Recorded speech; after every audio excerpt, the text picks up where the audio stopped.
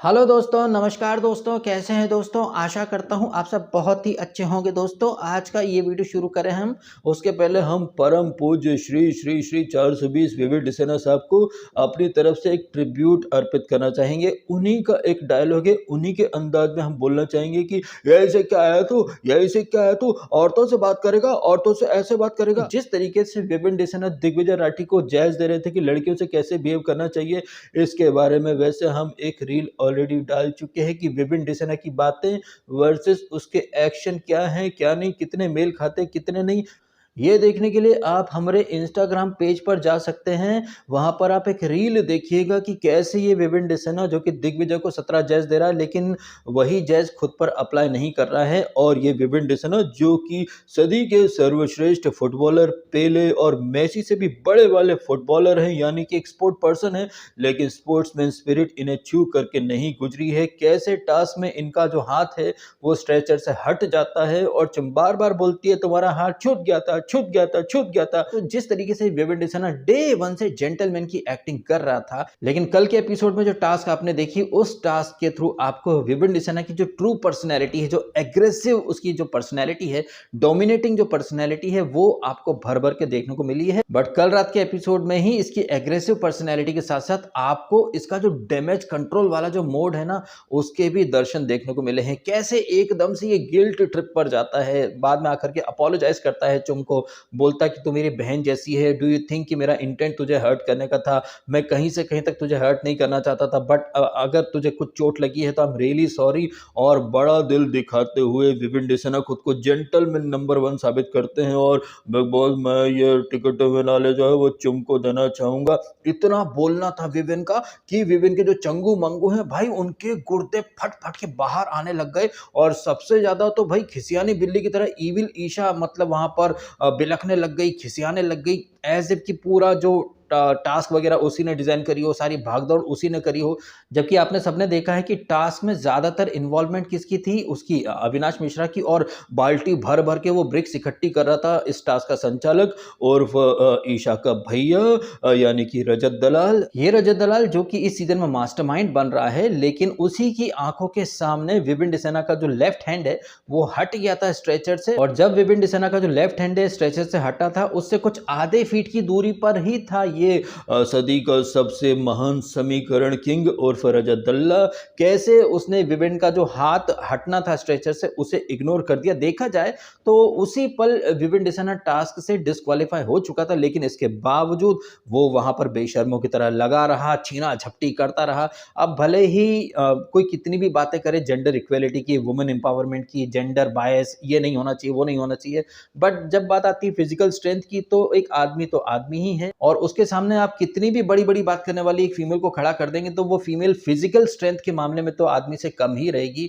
बोलने के लिए बड़ी बड़ी बातें कर दी जाती कि हमारी छोरी का छोरों से कम से, बट रियलिटी यही है कि भाई फिजिकल स्ट्रेंथ के मामले में महिलाएं थोड़ी सी पीछे रहती हैं। और चुम जो कि इस सीजन की टास्क क्वीन का टैग उसको ऐसे ही तो नहीं मिला। आपने सबने देखा कि कैसे इसने, चुम दरांग ने इसको रजत दलाल को पीछे छोड़ दिया था। वो जो टास्क थी ना जिसमें करण के चेहरे पर लगी थी, कैसे भाग दौड़ करके एकदम खरगोश की तरह, हिरण की तरह इधर उधर से भाग करके कैसे आई थी चुम। तो वो चुम जिसने कि रजत दलाल तक को पानी पिला दिया था, कल उसने भर भर के टक्कर दी है विपिन को। बट ये टास्क डिजाइन ही इस तरीके से की गई थी, छीना झपटी, मतलब जोर आजमाइश करने में तो चुम कितनी भी अच्छी एक टास्क क्वीन रही हो, टास्क परफॉर्मर रही हो, बट यहाँ पर उसके लिए मतलब एक चुनौती काफी ज्यादा बड़ी थी। और ये विपिन जो कि काफी ज्यादा मेच्योरिटी का परिचय देता आया है, डे वन से काफी सेंसिबल लगता आया है, जेंटलमैन की एक्टिंग करता आया है, कल कैसे उसने अल्ट्रा एग्रेसिव तेवर दिखाए ये आपने देखा। अब इससे पहले कि हम अपनी बातों को और आगे बढ़ाएं, जैसे कि मैंने अभी रेफरेंस दिया वो करण को जब टास्क में चोट लगी थी, जहां वो चुम के लिए घुसा था टास्क में, उस टास्क के दूसरे दिन करण ने कैसे चुनौती दी थी ना सबको कि अब आ जाओ खुल करके चौड़ में, चाहे लड़का हो लड़की हो, सिर फटे माथा फटे, मैं कुछ नहीं जानता, मैं तो भिड़ जाऊंगा भिड़ जाऊंगा। तो एक तरफ करणवीर मेरा डंके की चोट पर बोलता है कि मैं लड़का लड़की जेंडर वाइज नहीं देखूंगा, मैं तो टास्क में जो आएगा पिल पड़ूंगा, माथा फटे तो फटे। एट द सेम टाइम वही करणवीर मेरा कल जैज दे रहा था कि लड़की के सामने जो आजमाइश दिखा रहा है, मुझसे भिड़, मुझसे लड़, मेरे सामने करके दिखा। तो ये कहीं ना कहीं एक दोगलापन है।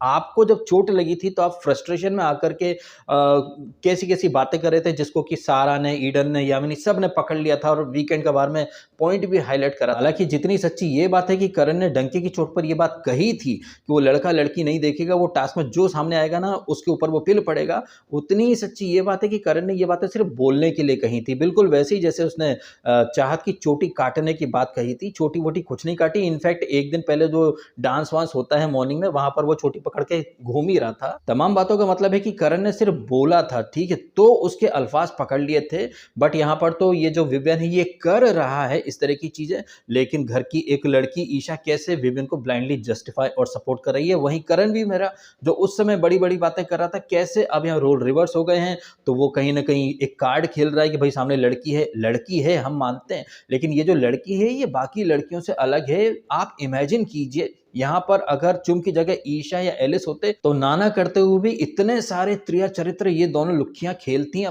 अबे खेलती क्या, कितनी बेशर्मी से खेले हैं, किस तरीके से इस एलिस गर्दुली ने रजत को फ्रेम किया था। और ये अविनाश जो कि कल बोल रहा था अरे वुमन कार्ड खेलती हैं, जब तुम्हारी बिस्तरा पार्टनर एलिस ने वुमन कार्ड खेला था तब तुम्हारे मुंह में क्या घुस गया था। और ये अविनाश जो कि कल रात के एपिसोड में कितनी गालियां दे रहा था, चूतिया चूतिया, लेकिन आपने भी देखा जब करण के मुंह से चूतिया शब्द निकला था तो कैसे एलिस और ईशा गर्दुल्ली, अरे बाप रे देखो ही इज अब्यूजिंग, वो गाली दे रहा है, सबको गाली दे रहा है, ओ माय गॉड डिस्गस्टिंग, कैसे 17 तरह के एक्सप्रेशन देकर के दोनों ये बिल्लियां, खिसियानी बिल्लियां कैसे वहां ओवर एक्टिंग कर रही थी। ओ माय गॉड, ओपनली गाली दे रहे हैं। लेकिन कल अविनाश जो कि चुम के लिए कह रहा था कि वुमन कार्ड खेलती, कैसे मतलब उसने एलिस और ईशा की गर्दुल्ली वुमन कार्ड को डिफेंड करा, जस्टिफाई करा। और ये अविनाश जो कि कल चूतिया चूतिया बोल रहा था, उसकी इस ओपनली गाली गलौज को कैसे ईशा ने सिरे से इग्नोर कर दिया। तो भाई अब देख लीजिए कैसे दोगले लोग हैं ये। खास तौर पर अविनाश तो कल इतना बुरा लगा कि भैया पूछो मत,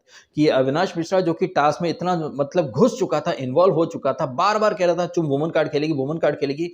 चुम ने कोई वुमन कार्ड नहीं खेला भाई साहब। वुमन कार्ड क्या होता है ये आप ईशा और एलिस को देख करके सीखें। रजत ने टच भी नहीं करा था, ओ ही टच्ड मी, रजत भाई आपने टच किया वुमन कार्ड। या फिर ये गर्दुल्ली ईविल ईशा किसी का कैरेक्टर असैसिनेट करे, चाहत को आरफीन से लिंक करे, लेकिन सारा ने कुछ बोल दिया तो मैं भी किसी की लड़की हूँ, मैं भी तो किसी की बेटी हूँ, मेरे भी तो पेरेंट्स, मैं बोल नहीं रही। तो कितनी दोगली प्रजाति है। और मुझे ये बात मैं पहले भी कह चुका हूँ कि शायद विवेन डिसाना इतना बुरा नहीं होगा, लेकिन जो गलत लोगों की संगत है ना, अविनाश, ईशा, एलिस, इनकी संगत की वजह से विवेन का गेम इतना खराब हुआ है। ये ईशा, एलिस, अविनाश जैसे गर्दुल्ले दोगले लोगों की संगत के अलावा अगर विवेन के अगेंस्ट कुछ गया है तो वो उसका खुद का ट्यूबलाइट वाला अंदाज। और जैसे कि 2-4 दिन पहले मैंने इसको ट्यूबलाइट बोला था, कल भी आपने देखा कि भाई इसकी ट्यूबलाइट काफी देर से जली है, टास्क में खुद इतना अल्ट्रा एग्रेसिव हो रहा है, बाद में इसकी ट्यूबलाइट जलती, ओ माय गॉड ये मैंने क्या कर दिया, ओहो।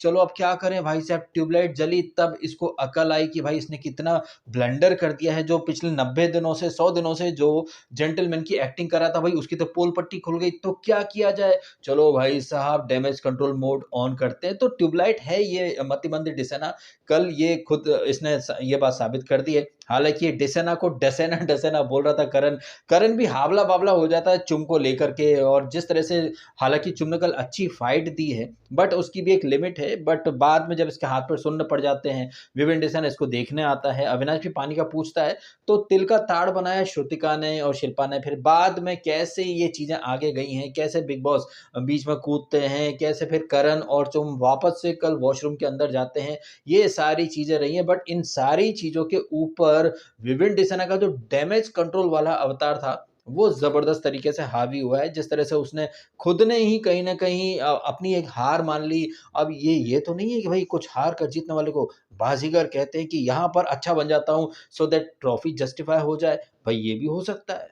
अब जिस तरीके से ग्रैंड फिनाले के सिर्फ 10 दिन पहले विवेन ने जिस तरह से बाजीगर वाला तेवर दिखाया है, इस तेवर का इसे कितना फायदा मिलता है, कैसे मिलता है, ये खैर हमें 10 दिन के अंदर पता चल ही जाएगा। अब बात करते हैं ये जो टास्क में क्या विवेन का अल्ट्रा एग्रेसिव होना जायज था, क्या वो बगैर एग्रेसिव हुए भी टास्क जीत सकता था। हो सकता है कि आप में से बहुत सारे लोगों को लगे कि नहीं भैया इस तरह के टास्क में एग्रेसिव होना ही पड़ता है। बट अगर हम तस्वीर का दूसरा पहलू देखें, थोड़ा सा कॉमन सेंस अगर हम यूज करें, क्योंकि देखिए सीधी सी बात है, कॉमन सेंस की बात है विवेन के पाले में ही सारी चीज़ें थी। उनका जो टास्क का जो संचालक है वो ईशा का भैया है और कहीं न कहीं ईशा तो यही चाहेगी कि उसके सैया का जो भैया है वो टास्क जीत जाए। तो भाई विवेन को इतना अल्ट्रा एग्रेसिव होने की कोई ज़रूरत थी ही नहीं। आप टास्क आराम से जीत रहे थे। उधर से देखो तो करण, श्रुतिका, शिल्पा यही लोग एफर्ट ले रहे थे। आपके पाले में तो संचालक था भई, वो बकेट भर-भर के ला रहा था। तो के कुछ भी करके वो आप ही को विनर बनाता। तो इतना अल्ट्रा एग्रेशन दिखाने की कोई खासी ज़रूरत थी नहीं वहाँ पर। वो भी तब जबकि आप खुद कहीं न कहीं नैतिकता के मसीहा बने बैठे थे। किस तरह से आपने दिग्विजय को 1760 सुनाई थी, लड़के से बात करेगा, ऐसे बिहेव करेगा, यही अपब्रिंगिंग की तेरी, यही तेरी घटिया परवरिश। मतलब आप देख लीजिए, दूसरों को नसीहत, खुद मियाँ फजीहत, ये तेवर थे कल विवियन के। अब यहाँ पर इसको थोड़ी देर के बाद विवियन को रियलाइज़ हो जाता है, जिस तरह से वो देखता है कि चुम के जो हाथ हैं वो सुन्न पड़ चुके हैं।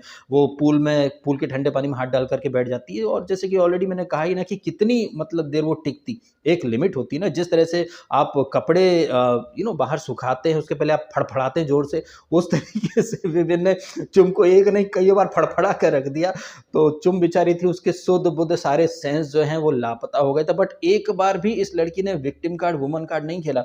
वो बस ये बोलती रही कि तुम्हारा हाथ छूट गया था, तुम्हारा हाथ छूट गया था, तुम कसम खाओ तुम्हारा हाथ छूट गया था। वो इस बात के ऊपर थी। और रजत को भी वो कहीं न कहीं घेर रही थी कि रजत तुमने क्या देखा? लेकिन नहीं, रजत तो अपनी सो कॉल्ड बहन की टीम के प्रति इतना वफ़ादार कुत्ते की तरह बिहेव कर रहा कि पूछिए ही मत। तो ये जो टास्क थी ये बद से बदतर कब हो गई, खुद घरवालों को भी एहसास नहीं हुआ। और फिर वो बज़र वग़ैरह बज जाता है। और ये जो रजत दल्ला है वो तो पहले से ही ठान करके बैठा था। भई संचालक उन्हीं की टीम से खेल रहा था, वो तो अपनी टीम वाले को ही कहीं न कहीं विनर बनाएगा। तो वो अनाउंसमेंट हो जाती है। उसके बाद आप देखते हैं कि श्रुतिका और ये शिल्पा चाय से ज़्यादा केतली गरम वाले तेवर में चल रहे थे। एक्चुअली में देखा जाए ना, तो चाय से ज़्यादा केतली गरम वाले तेवर में हर कोई था, ख़ास तौर पर ईशा भी, अविनाश भी। भई टास्क विवियन की है, वो जीते, वो अपना फ़ैसला खुद ले, ना ले, वो उसकी मर्ज़ी है। लेकिन कैसे आपने देखा कि ईशा और अविनाश इतना ज़्यादा मतलब अपने गुर्दे छिला करके बिहेव कर रहे थे, पूछिए मत। अब सीधे-सीधे तौर पर यहाँ एक ही बात निकल कर के आती है कि दोस्त अगर फ़ेल हो जाए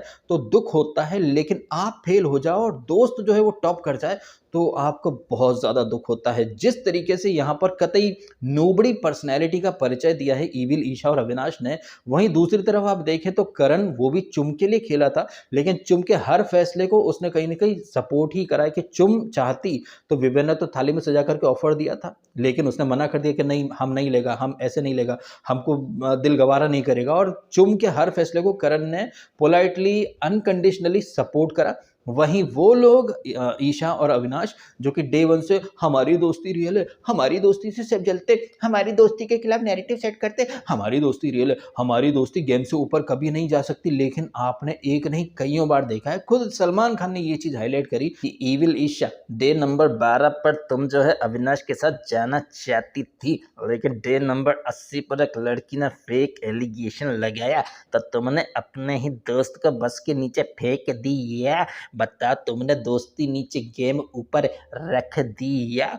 तो वो एग्जाम्पल, और कल भी आपने देखा, आप क्लेम करते हो, आप दावा करते हो कि आपकी दोस्ती जो है वो सबसे ऊपर है, गेम ऊपर नहीं है, लेकिन कितनी कन्वीनियंटली अविनाश और ईशा ने दोस्ती जाए खड्डे में, हमारे लिए तो गेम ज्यादा मैटर करता है। सीधे सीधे तौर पर अविनाश और ईशा के थोबड़े पर बोल्ड एंड कैपिटल में लिखा था कि विविन, जब तुझे यही करना था तो तूने हमको क्यों नहीं टास्क में आगे आने दिया। वो जो अंडे वाली जो टास्क थी जिसमें कि करण चुम के लिए खेला था, चुम दावेदार बन गई, वहीं विविन अपने लिए खेला था। और जिस तरह से टास्क में आपने भी देखा कि कैसे ईविल ईशा के गुर्दे छिले थे, हाय राम, मैं तो दोनों के बीच में बैठती हूँ, मेरे लिए तो कोई भी नहीं खेला। और यही फ्रस्ट्रेशन वो कल दिखा रही थी रो रो करके, और कैसे चिल्ला रही थी, वो किनकिनानी आवाज में वो चिल्ला रही थी, चीख रही थी, विविन, हम सॉरी टू से, लेकिन आप डिसअपॉइंट कर रहे हो, हम आपके लिए खेल रहे थे। अरे भाई साहब, एक्ट तो ऐसे कर रही है जैसे कि पता नहीं 5 किलोमीटर की खुदाई करके आई हो, फावड़े से, गेती से, किस तरह से, मतलब चाय से ज्यादा केतली गर्म वाले तेवर में फपल रही थी। और अविनाश भी, इनको सबको महान बनना है, ये बनना, वो बनना है।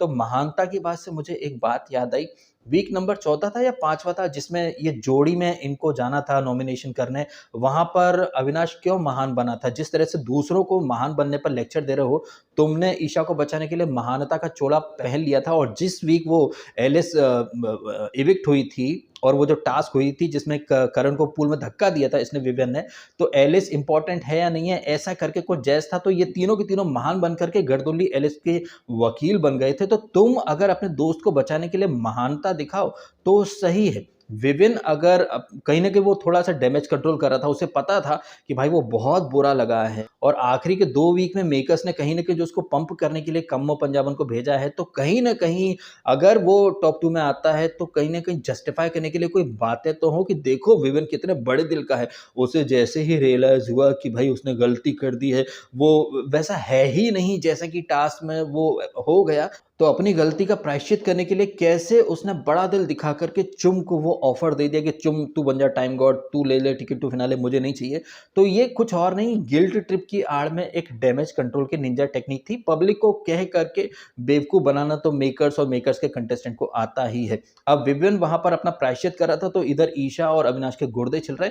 एक आपको डिफरेंस दिखता है, सिचुएशन कितनी मतलब कॉन्ट्राडिक्शन से भरी थी ना। एक तरफ करण है, श्रुतिका है, शिल्पा है, जो कि चुम के हर फैसले को रिस्पेक्ट दे रहे हैं, वहीं एट द सेम टाइम दूसरे लोग हैं जो डे वन से अपनी दोस्ती की मतलब नगाड़े बजाए जा रहे हैं, पीपड़ी बजाए जा रहे हैं। कैसे 1 सेकंड में उन्होंने अपने दोस्त को बस के नीचे फेंक दिया और यही लोग फिर दूसरों को बोलते हैं कि आप हमारी दोस्ती से जलते हो, आप हमारी दोस्ती से जलते हो, ये है, वो है। और इनके साथ रजत दल्ला भाई इतने नेगेटिव लगे हैं और रजत दल्ले की कुछ बातें आपने सुनी होंगी, "यार भाई तुमको इतना क्यों पैम्पर कर रहे हैं क्या? नाजुक कली है क्या?" तो ओसीडी के साले तू सारा अरफिन को क्यों इतने दिनों से पैम्पर कर रहा था? तू ये ईविल ईशा को क्यों पैम्पर कर रहा है? भाई आप देख लीजिए इन लोगों के दोगलेपन। वैसे रजत दल्ला, चाहत और ये श्रुतिका इन तीनों के लिए आज वो कुछ बाहर के फैन्स वगैरह बुलाए गए हैं। ऐसे ही फैन्स को बिग बॉस 16 में बुलाया था ना ब्रिगेडियर कौर साहब की बिटिया उर्फ इमरती उर्फ मेरी फेवरेट निमरती, कैसे मतलब उन फैन्स के वोट के आधार पर उसे बाहर कर दिया गया था। एक बैलेट बॉक्स टाइप का बनाया जाएगा, वहाँ पर पब्लिक के कुछ वोट आएँगे। अब उस बैलेट बॉक्स में किसने देखा किसको कितने वोट आए? तो भाई इस जैज़ का हवाला दे कर के श्रुतिका तुम्हारा टाइम अप हो गया जी। अभी तुम भी अर्जुन के साथ बैंकॉक में जाने का मसाज मसाज खेलने का आपने हमारे शो में पार्टिसिपेट किया, आपका बहुत बहुत धन्यवाद। Now get lost. तो आज रात के एपिसोड में दिखाया जाएगा श्रुतिका का एलिमिनेशन कैसे होता है और श्रुतिका के बाद चाहत और रजत इन दोनों में से किसी एक के जाने के चांसेस तो हैं। लाइव फीड की कुछ क्लिप्स आई हैं जहां पर करण विविन से बात कर रहा है। ये जो फैन आए थे ये विविन के ओल्ड फैन थे, लेकिन हाथ में रजत का वो था प्लेकार्ड वगैरह। तो करण के मुंह से कुछ निकला भी है कि रजत जाएगा। अब करण को अंदर से हिंट मिली है या नहीं मिली है, ये तो मैं पहले से भी कह चुका हूं ना कि भाई कंटेस्टेंट जो रहते हैं वो अंदरूनी तौर पर जो बातें बताई जाती हैं उसके अकॉर्डिंग रिएक्ट करते हैं। इन सारी बातों के ऊपर और जिस तरह से विविन डिसेना ने एकदम से मतलब पाला बदल लिया, डैमेज कंट्रोल मोड ऑन कर लिया उसने, इसके बारे में क्या है आपके ओपिनियन कमेंट करके अवश्य बताइएगा। फिलहाल आपने समय निकाला, वीडियो देखा, आपका बहुत बहुत धन्यवाद। Thank you so much.